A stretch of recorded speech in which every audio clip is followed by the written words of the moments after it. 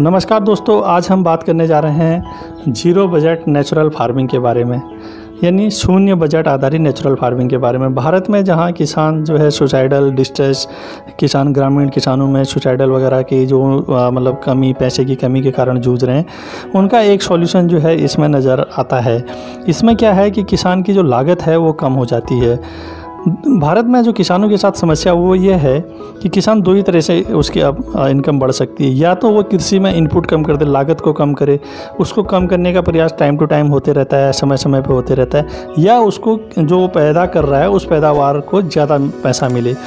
तो अब देखो दोस्तों, ये होता है कि गवर्नमेंट का ये रहता है कि अगर वो पैदावार की बहुत ज़्यादा कीमत बढ़ा देगा तो उससे भी क्या एक नुकसान ये होता है कि बहुत बड़ी आबादी है जो अन्न के भंडार पर टिकी हुई है, और भारत में गरीबी बहुत ज़्यादा है और डेली वेज लेबरर ज़्यादा हैं। गांव ग्रामीण एरियाज़ में भी हर किसी के पास खेती नहीं है, तो वो फार्म प्रोड्यूस पे डिपेंड है। तो अगर उसको बहुत ज़्यादा महंगा कर देंगे, बहुत ज़्यादा महंगा खरीदेंगे तो बहुत ज़्यादा महंगा बिकेगा, तो इससे बहुत बड़ी आबादी भी इफेक्ट होगी। तो गवर्नमेंट ये हमेशा ये कोशिश करती है कि जो इनपुट कॉस्ट है, यानी कि जो किसान की लागत है, उसको कम किया जाए। अब किसान की लागत को कम करेंगे तो किसान को भी फ़ायदा होगा, उसकी इनकम बढ़ेगी।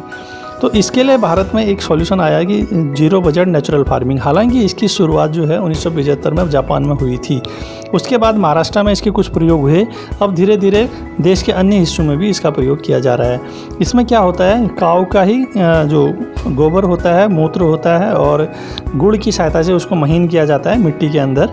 और उसके बाद जो है केमिकल फर्टिलाइजेशन, जो केमिकल हम खरपतवार के लिए यूज करते हैं या उर्वरक के लिए यूज करते हैं, उसका यूज़ न करके हम इस तरह से इसका यूज़ करते हैं। तो इसको किसान क्या है अपने घर पे ही बना सकता है, और इसके लिए उसको मार्केट पे डिपेंड नहीं होना पड़ेगा, यानी कि खाद वगैरह पे डिपेंड नहीं होना पड़ेगा। अब जो है भारत में इसका उपयोग तो कई स्टेट्स में हो रहा है, अभी इनिशियली हो रहा है। 2019 में निर्मला सीतारमण जो हमारी वित्त मंत्री हैं, उन्होंने भी इसका वो किया था कि भारत में इसके बढ़ावे के लिए सरकार जोर देगी, और 2022 तक तो इसको फुल फ्लेज स्तर पे भारत में लागू करेगी। अभी इसमें क्या है कि दोस्तों, जो किसान है ना, किसान इसमें जल्दी से आ नहीं पा रहा है। उसके 2-3 कारण हैं। एक तो उसको बनाना पड़ेगा, काव डक को ये सब चीज़ें करके उसको इसमें 2-3 महीने का टाइम लग जाता है।